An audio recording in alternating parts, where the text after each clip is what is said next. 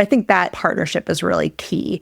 If it becomes a services organization, then all of those decisions are being made without any attention paid to whether or not we actually have something to say. And I think that's where content steps in. Do we have something interesting to say? Do we have something that people care about? Can we make something that people care about? That's our role to play. That's what we do. We're advocating for the audience. I'm Nicole MacLean, and this is Content Matters, created in partnership with Share Your Genius. Our show consists of 3 parts. One, where we pull in other Composely team members to talk about content that matters to you, like a viral LinkedIn post or the latest trend. The second always includes an in-depth interview with a leading marketer, sharing actionable insights and a little inspiration. And finally, you won't want to miss the last segment, aptly called Friends Matter, where we're shouting out some of your friends and mine for their content wins in B2B marketing. Let's cut through the marketing chaos together. Well, I couldn't not have our guest be an awesome content marketer from Apollo and not have our resident senior Outbound BDR join the call to give her insights. So Ana, welcome to the show. Hi, thank you. So happy to be here. Yes, you've been with Composely now for almost 3 years and have literally built the outbound function for Composely. So I thought it'd be great to have you on the show because, you know, outbound's a tough nut to crack. And even though it is a sales motion, we all know that marketing supports it, and we'll get there later. LinkedIn has been a really successful channel, probably more so than email, calls, etc. How do you approach that humanness on a channel like LinkedIn? Yeah, I think LinkedIn is a channel to humanize our outreach because you're able to put a face and build relationships long-term, like by posting things, commenting on things. Like for me, it's my personal platform and outreach tool because of the fact that you're able to humanize more and feel like you are talking to a real person as opposed to emails. Like even I humanize my emails too, but people may not know that. Well, and especially with outbound, it's like you do that connection request and someone might actually respond to it. Yeah. And then a lot of people jump. It's like the bait switch. It's like, oh my gosh, you accepted my connection request. Let me sell you something. Oh, yeah. I mean, it just doesn't work. No, please don't do that. No. I think if you're connected with someone, the point is to have a conversation. So I like to start my outreach with a question and just open up a conversation, a bit of a chit chat. And then if you're allowed to, and if the conversation is going well, go for it, but not just pitch slap. No. Pitch slap. Yes. That is going to be the hashtag highlight of this show. I love that. Yeah. No one wants to be pitch slapped. No. Do you think it is important for an outbound BDR to be personally active, as in like posting, engaging on posts, commenting on posts? Do you think that that's an important piece of being a BDR nowadays? Yeah, definitely. I think it's very important because as a BDR, you're obviously doing outreach through LinkedIn, and you are most likely reaching out to people who don't know you at all. And probably the first thing they're going to do whenever they get that connection request or that message is going to your profile and doing a bit of research. So if you're being active on LinkedIn, posting things, reposting things, and just sharing content that could resonate with your prospects, that will give you a better chance of getting that connection request accepted and or getting a positive reply. Yeah, absolutely. I think as marketers, we don't think enough about supporting anyone in sales as thought leaders. You know, there's a huge movement right now, I think, in the marketing sphere of founder-led thought leadership, founder-led personal branding on LinkedIn to be a demand gen and brand awareness driver. And that's great. And there are certain things, and there's a swagger about a leader title that gets people to engage.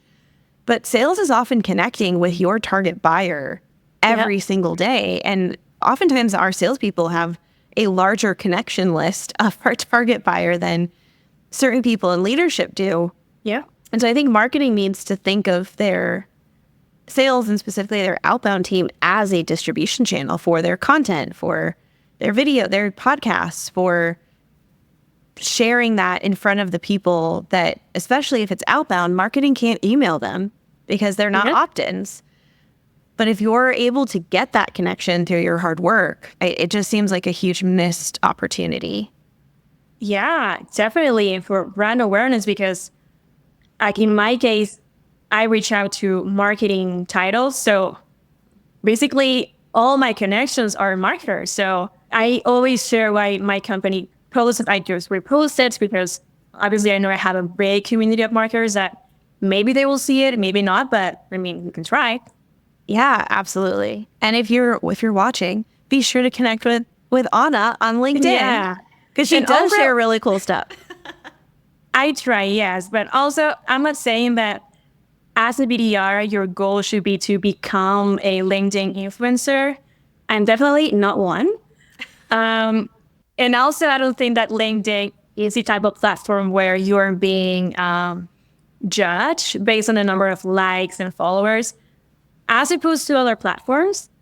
So yeah, that doesn't really matter. Like, I just try to post whatever I think could add value to my prospects. And if I get 2 likes from my boss, my teammate, that is great. That is all I care about.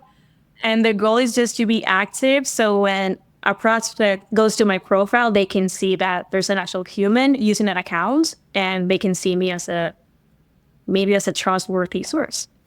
Wow, that was so good. I love that. Yeah, it's not about being an influencer. It's just serving your role. That was amazing.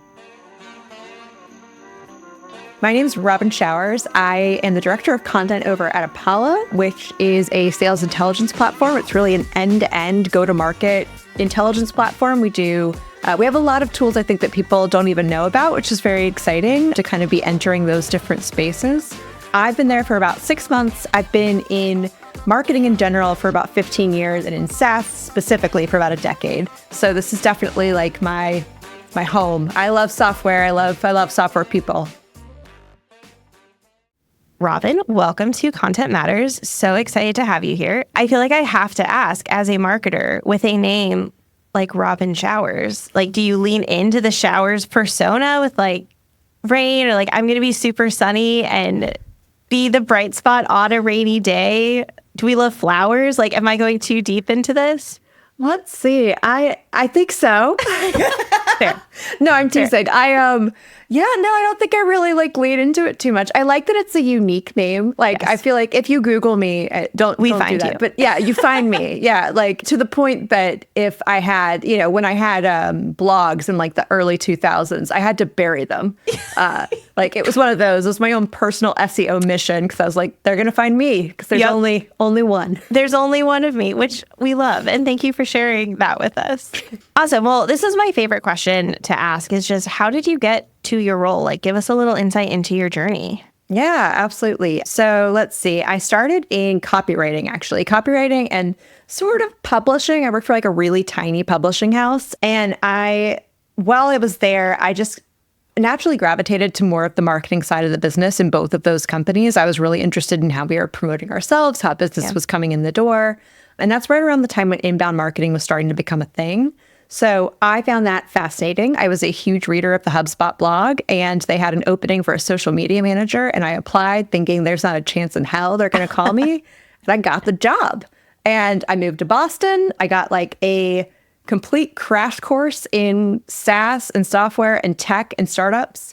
And I had the bug from then on out. So when I moved back to DC, which is where I'm from, I joined a couple of different startups and started up like content marketing, like different levels of marketing with like 1 to 3 marketers at each of those companies.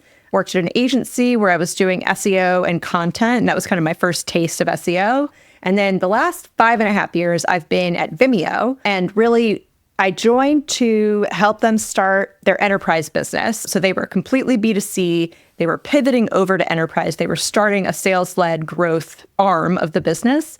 And so I joined the team that was doing that. It was really fun. It's really the entire business now, which is incredible. Built their first SEO engine from the ground up. Did a lot of great work over there. I think I Yeah, I hope. You I should, liked it. yes. I enjoyed it. And then earlier this year, started talking with the folks over at Apollo, and my boss, Josh Garrison, who's the VP of Content and Product Education over there, had just built an absolutely incredible team. They had invested so much in content. It was really clear how content aligned completely with the mission of the company.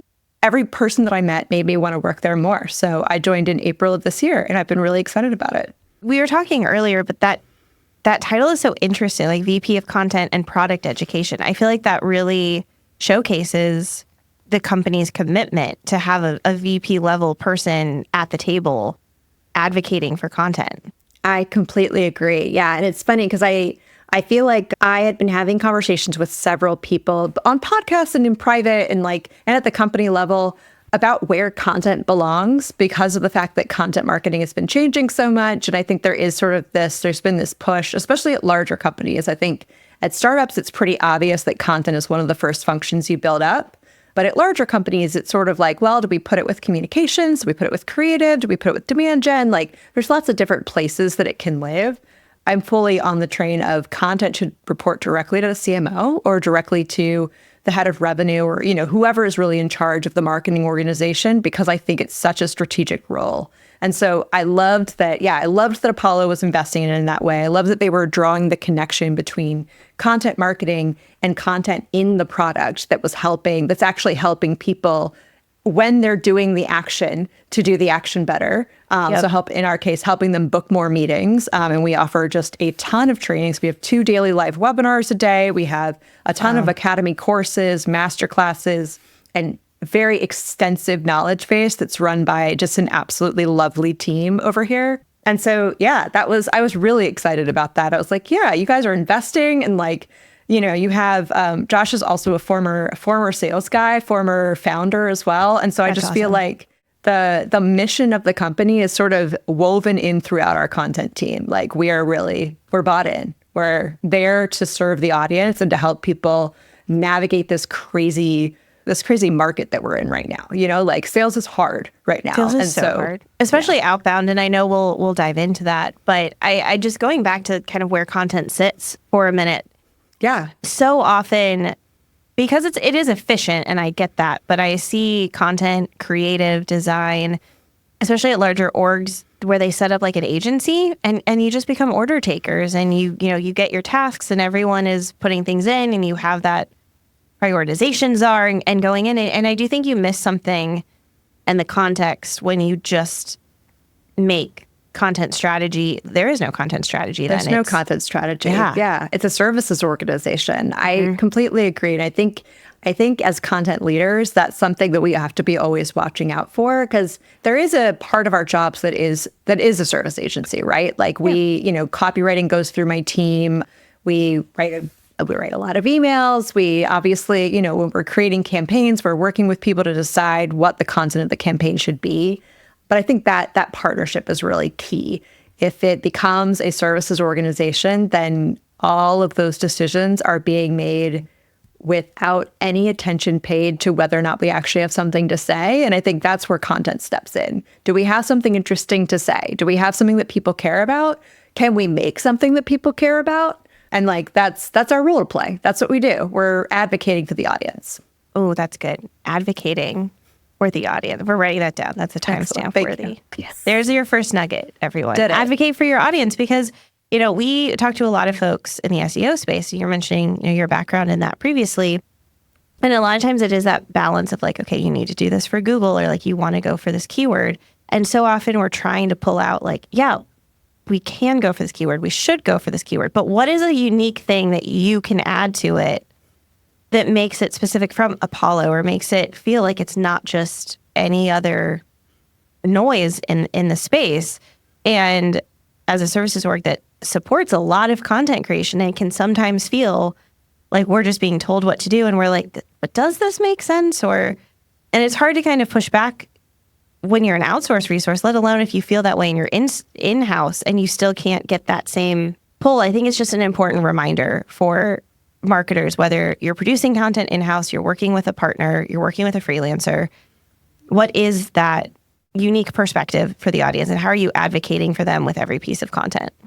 Yeah, I completely agree. I feel like especially when SEO is the main goal of the content, Google's your second audience. Your first audience is still your reader. And I think the great thing about the evolution that Google is on is that they're getting closer and closer to being aligned with the reader, right? So more and more each year. Yeah. If you solve for the reader and what they're actually trying to do through that search, then like Google is happy. Obviously, there's a lot more to that. I've completely flattened the art of SEO down to something very simplify simple. it. Yes, super simple. It shouldn't be that hard. I mean, it is. It's very hard. Lots of nuance. It's very hard. Yeah, but I actually think in some ways, I don't know. In some ways, the fact that search has gotten so hard has done us content marketers a favor, because exactly what you're saying, the idea that we need to add something to the conversation, 5 years ago, that felt like a nice to have. When I was arguing that, it was like, but we can still get the traffic. So why would we care? And now it's so difficult. Especially our spaces are so competitive that unless you have something that none of those other articles have, unless you're bringing something truly unique to the table, you don't stand a chance. And I don't know. I'll say one more thing. I'm like going for more nuggets, Nicole. I'm trying to throw them all in. When I think about SEO, we want to reach all of those people who are in their time of need, who are searching, who have something that they need to find. But we also, when we reach them, we want to make a good impression. The worst thing we can possibly do is make a bad impression at scale. Reach all of those people, but make them dislike us in the process. So I think about that a lot when we're putting together content for organic search, or really for anything, is, yes, of course, we need to make the channel work, and that's incredibly important. And there is a lot of nuance to that. We work with a lot of partners. We're, putting together a lot of different pieces for that. But at the end of the day, if we haven't actually resonated with the target audience, none of that other stuff matters. We fail. Well, and I think there's two ways that people do that. One is, which we love to shit on recipe sites. It's the best worst example of SEO, but it's one way of setting that bad impression is just writing content for the sake of content, or for putting in those keywords that doesn't really add, but it's hitting a target word length that some tool says you need to be more optimized.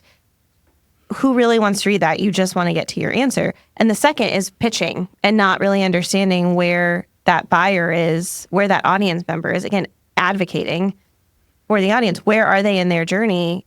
And overhauling them with a sales pitch at the end of an article just because you think like, oh, maybe they'll convert, versus really understanding where they are and helping actually add value and moving them through the funnel really organically. 100%. Yeah. And I think sometimes it's just a simple reframing of some of those things, right? Like my biggest pet peeve with SEO content is when there's a what is section, like up there at the front.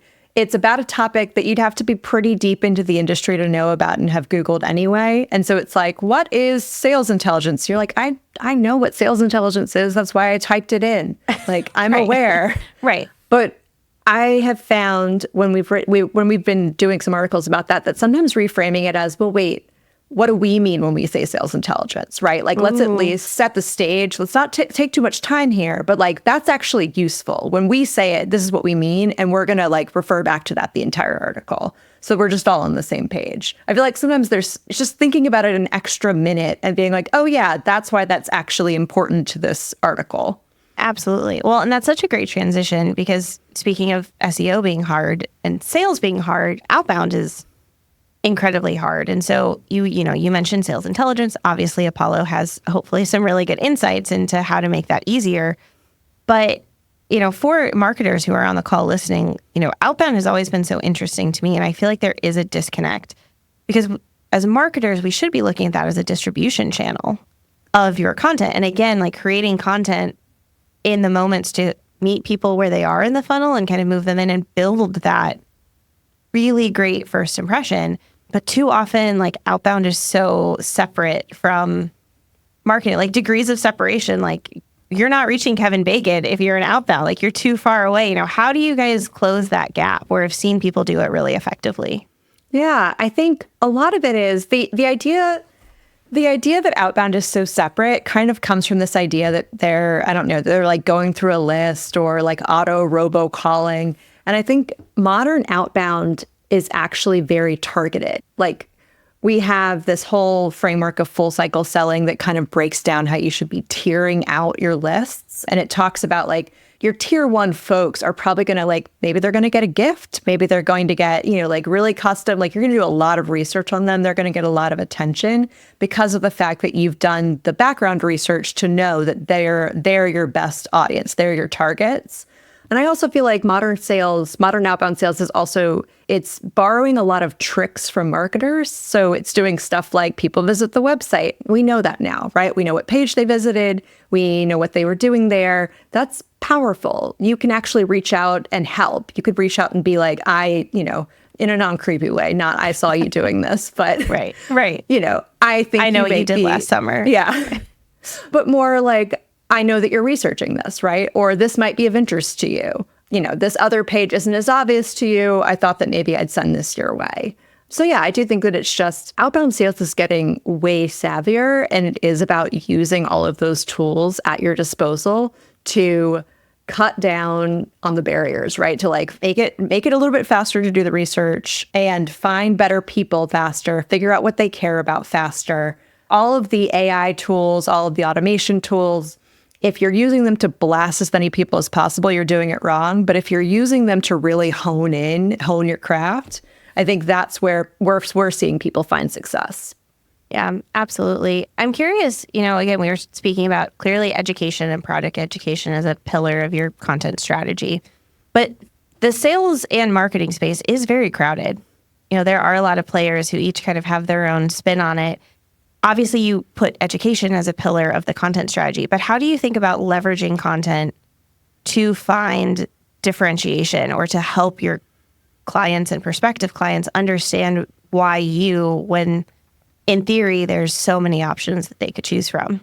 Yeah, that's a great question. I think we go about it in a couple of different ways. Sometimes it is super direct, right? Like we literally have articles that answer the question, why us, right? Like, What is the difference between you and this competitor? Yeah, buyer's guys. Yeah, exactly. We'll walk you through it. Like, yeah, I think that kind of content, it's drier than other content. Like, I'll be honest, it's not my favorite to write, but it's really useful if you're actually in the process of picking the software, especially if the company has gone to the trouble. Like, we try to point to as many publicly available sources as possible, right? Like we're going to try all of the softwares. We're going to go and read through all the Reddit threads, read through all of the G2 reviews. Like that's how we do our buyer's guides. We pull in stuff from a lot of different places. So we're trying to save you a research step, obviously. And we're also very upfront about the fact that we think we're the best. Here are the reasons why, but we're going to show you all of the research we found when we really dug into this. So that's like the super direct route. I think much less direct, but probably more powerful is more of that thought leadership route. And so we think about that a lot, about the fact that sales is changing and that we are building our products from a place of a point of view. And we can share that point of view with the world so that we're also building our best practices out of that point of view. And so we actually really recently released a book called Outbound Sales. It's on Amazon. It's on Kindle. And that's our first attempt. Like we're going to release a couple of different books, I think, but that's our first attempt at really distilling that down and kind of saying, this is our theory of what works in outbound sales. And we're building a product to match it. Like that's why we're telling you this, because this is what we think works. We think it will help you. And we're building you all of the tools to follow this roadmap. Yeah, I love that content strategy for all the things we said, for credibility, for standing out in the market. I call it the education playbook, and past life helped write a book and share it, for a co-founder. It's a lot of work, but it is one of the most effective plays is, hey, let me show you how to do it. Let me give you all of the value, all of the insight that you could take and try to implement whether or not you use our service or whether or not you have this specific software. But if it's hard and if you don't want to do it by yourself, there is a tool. And of course it's ours. But you can still get value and you can still learn and become a better professional with the content that we're giving you. To point, we're making that great first impression.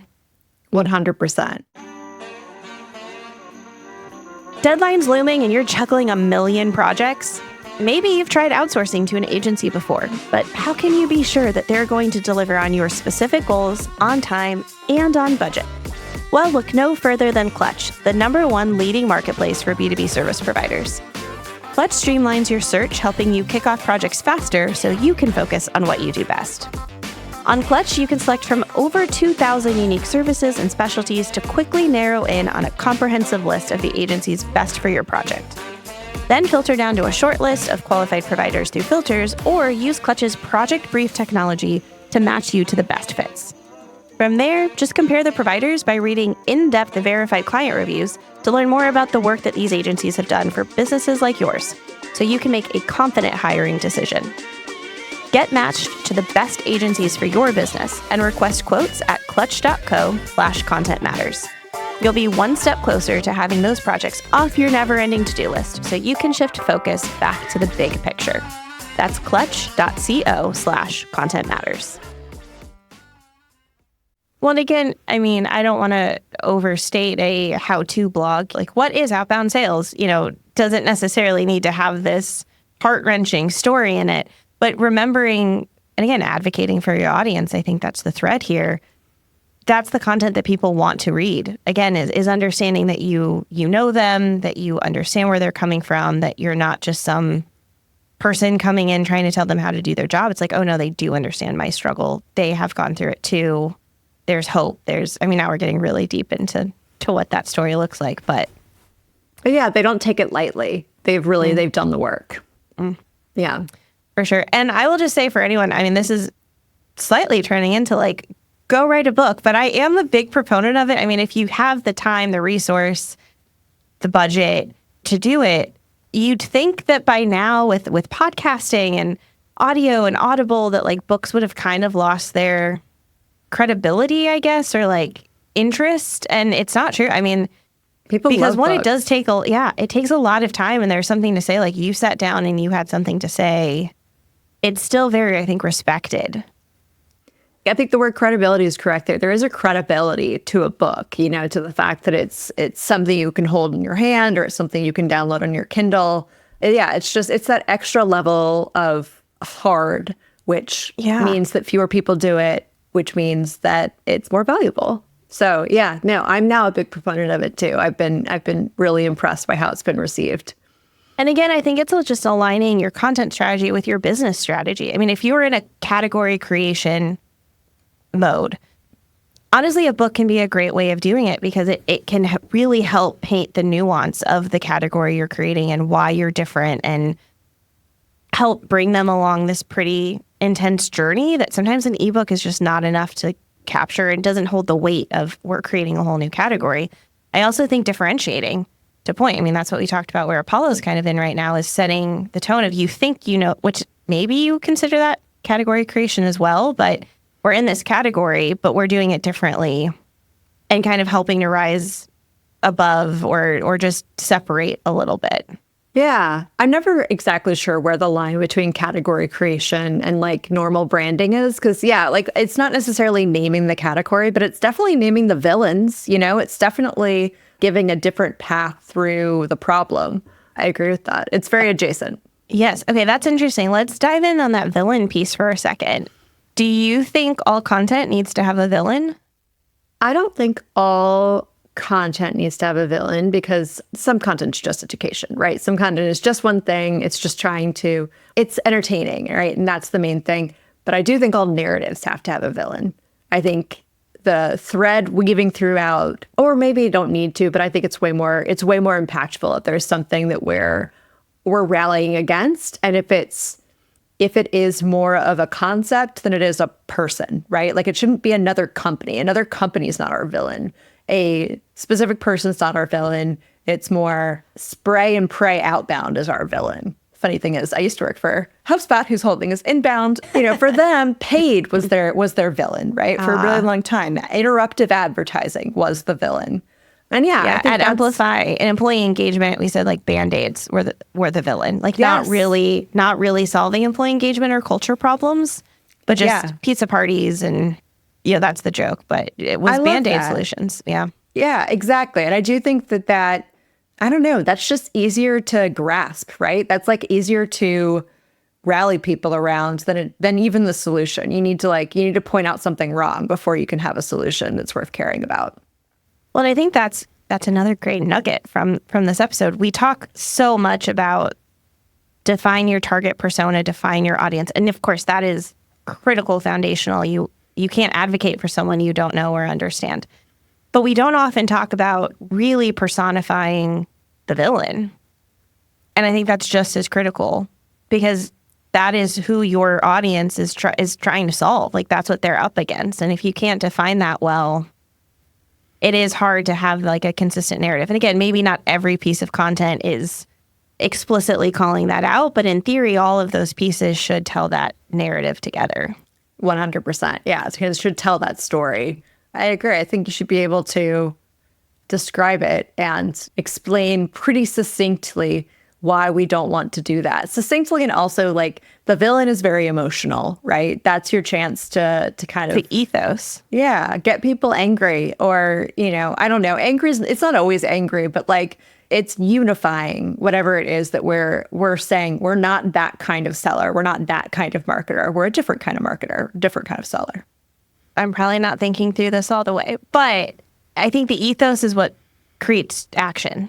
And a lot of times. So whether it's anger or even it's inspiration or hope or super positive emotions as well. But if the villain or the narrative doesn't have to be negative, but if the narrative is telling the vision of what it's like without the villain, and it sparks something in you, that's what kind of, I think, activates change or activates action.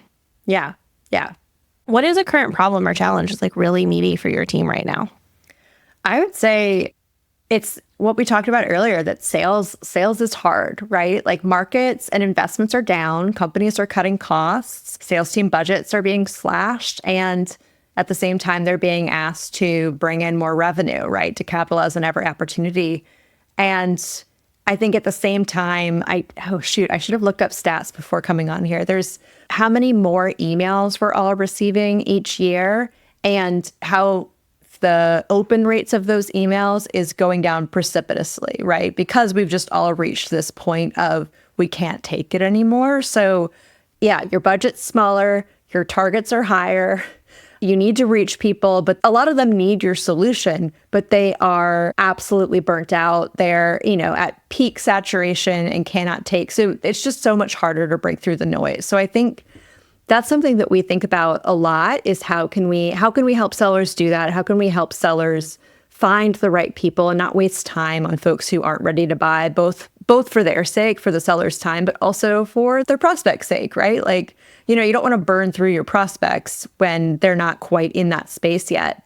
And so, we're thinking about that a lot, about like, how should sellers be using AI, for instance, right? Like, what is the right way? What are the tools both that we can create for them that will actually be helpful, but also what kind of advice can we put out in the market? Who should we be interviewing? What are people saying? What are the problems that they're running into? I think a lot of it is like, how do we help people plug into the right buying intent signals? And a lot of the Apollo product is very much built around that. And so that has become the target of our content as well. Yeah, I hadn't heard that. So it's really interesting that we're consistent. I mean, it makes sense getting significantly more email while I'm sure engagement rate is plummeting. What are other channels that you guys are thinking about or that you're finding? Because email is such an easy way, especially now that everyone is so remote. Yeah. And it's not dead either, right? Like, that's the thing about any of these channels. They're never dead, despite what people will say. What we're finding is actually it's not a different channel than email. It's that sellers who use several channels together are way, way more effective, like 60% more effective than sellers who just use one channel, whatever that channel is. So we're seeing sellers be really effective when they're going to events, they're active on LinkedIn or on whatever social platform their prospects are active on. They're doing some cold emailing, but they're doing some cold emailing effectively, right? They're saying things like, I am sharing this very valuable piece of content, or I've thought about your problem, and like, these are some solutions that we'd love to talk about with you. They're following that up with calls and voicemails. And it's just sort of like they're being more strategic about the different touch points. In some case, they're sending gifts. I know there are a lot of gifting platforms as well, and we have some of those as Apollo partners. So it's really about that multi-channel strategy, which is funny because it starts to sound a little bit like marketing. That's exactly where I was going is, okay, well, then how can marketing help support that to be on more channels so that sales doesn't have to be? Or just teach our fellow salesmen how to think like a marketer. It's a little bit of both, right? Yeah. Like I do think that almost any salesperson will tell you that they, when marketers are doing a good job at branding or, like air cover in any form, but branding, I think, is the most obvious one. It just makes it easier to sell, right? So like, yeah, definitely for us, it is how can we make sure that the people our sales teams are reaching out to have heard about us, have heard good things about us, like have some idea of what our product actually is before they're even in their funnel, before they even get reached out to. But then, yeah, I do think that it is a matter of it's not making it so that sales doesn't have to do those things. If you're going to do outbound selling, you have to do those things. You have to be really human and you have to go the extra mile, and you need to be using the data that's coming in from your marketing team and probably using AI to parse that data and using all of the tools at your disposal. But the good thing is that there are a lot of tools at your disposal now. There are actually some really cool things to pull all of that stuff in and parse it. Yeah, I've actually recently been on 2 webinars from 2 different gifting platforms, and both are around holiday gifting. One is a gifting platform, and one is more of a method. If you're familiar with Jebit, which was just acquired by BlueConic, which was really interesting in just how you like gamify email. So you're still sending it out, but how you're creating quizzes or trivia or an experience through email that you're getting some data, but then you're getting more personalized experiences. Oh, that's fun. I love that. Yeah, it was really fascinating. It was from a B2C, most of the use cases, but very clearly some interesting ways if you kind of think outside the box that you could apply it to B2B and kind of break through that noise. So maybe, again, a tactical recommendation of a tool if you're looking to kind of change up the email game. I was very impressed. How do you best support your sales team right now through content? That's a great question. Like we talked about before, our Apollo is largely a product-led growth organization. So a lot of folks are finding us and signing up on their own and then talking to sales later in the process when they're ready to, get more sophisticated, add more team members, really like build us into their larger go-to-market process. So sometimes it's that. Often they're coming to sales when the folks who are finding Apollo aren't necessarily the people who are going to be the direct users, right? So like, for instance, the revenue operations leaders who are coming to Apollo, they're looking for a way to tool their entire team and to help everybody and kind of scale those operations. They're not necessarily sending the emails themselves, right? They're not creating the lists. They're not building the logic. And so it doesn't make as much sense for them to start a free account and just start playing around. They want to talk to someone about, they want to skip straight to the end. So that's when they're usually talking to our sales team. I think there are a lot of ways that we support them. In the top level air cover way, it's definitely all that stuff that we do for PLG. It's the fact that we're doing a lot of brand awareness. We're huge. Our marketing team is huge on brand. That's like a very big part of our strategy. We're pretty active on social, or incredibly active on social. Actually, that was a way undersell. And like I mentioned, we just have so much educational content across so many different surfaces. So a lot of it is like supplying them with the right answers to the questions. There is always, if a prospect has a question about something that Apollo does, there is a piece of content that talks to that, right? And so there is a link they can send them. There's always something. We also do a lot of customer stories, which bread and butter of B2B. And personally, one of my favorites, because it's so close to who we're actually talking to. It's very human. It's very editorial. So we put out a number of those, and we try to keep them really fresh and feel really personal. Our team also puts on we actually this week had an incredible event in New York called Olympus, and our team puts on a lot of awesome events, and it gives our sales team a really awesome opportunity to meet directly with the people that they've either been talking to or been trying to get in touch with. And so that's been a really effective strategy for us as well. Yeah, absolutely. All right. Well, I know we're getting close to time. So to help close us out, would love to hear just what advice right now? Times are hard. Content is changing rapidly. What advice would you give to our fellow marketers? Yeah. Anytime there's chaos, there's opportunity. So I'm kind of excited about some of the stuff that is possible now. So I'd say that, keep your eye out for the opportunities. There are green spaces being created right now, and we are all going to get to take those opportunities if we can find them. I also think there are some foundational pieces that are just always true, like advocating for your audience, like keeping all of your programs as close to revenue as possible. And that's not necessarily abandoning brand efforts. It's really just like understand your business, like don't get too caught up in, I'm a creator. I love to make stuff. I like to make stuff that I like and think is good. But I have to keep myself from getting too wrapped up in that and forgetting that at the end of the day, my job is to support a business. My job is to help people do their jobs better, help, our audience do their jobs better. And so everything, like the programs that we build, have to either correlate with the bottom line or directly result in the bottom line.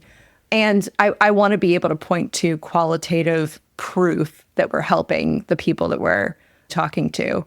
Yeah, I think those would be my main pieces of advice, but mostly it's just like encouragement. Like, if you're working in tech, this has been a rough couple of years. We hear you. I'm here too. But I love that. There's opportunity. There is. Yeah, I do think that it reminds me a lot of, honestly, like 10 or 15 years ago when we were first starting to realize that people were moving to social media as a main outlet. Yeah. And, that was scary because of the fact that other forms of advertising weren't working as well anymore. But for people who were excited by it, they did great. Those companies made a lot of money. There's always something new. I think it's exciting to see what works now. Absolutely.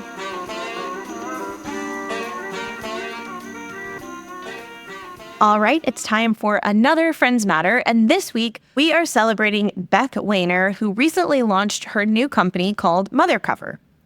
Mothercover is filling a much-needed gap in the market in how we think about resourcing and supporting our employees during parental or temporary leave.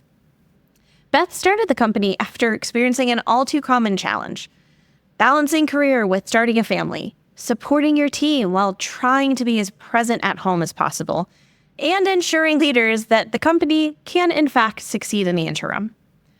Her mission with the company is to protect as many careers as possible by showing companies that there is a way to do this. I love this mission and the company, and when I saw the announcement, I knew I wanted to feature it because it's such a pain point for managers and senior leaders who want to be able to support employees that are going through such big and wonderful changes in their life, while also ensuring that all of the other employees aren't taking on too much or feeling overwhelmed during that leave. So I know this is going to fill a gap that is needed. And huge congratulations, Beth. And if you're interested in learning more, you can go to mothercoveragency.com. And if you know someone who's doing cool and incredible things like Beth, then be sure to nominate them to be featured in a future segment at compose.ly/friends-matter. Thanks for listening to this episode of Content Matters, created in partnership with Share Your Genius. If you like the show, please subscribe, leave a review, and share with a friend. Otherwise, you can find all the resources you need to stay connected with us in the show notes. Till next time.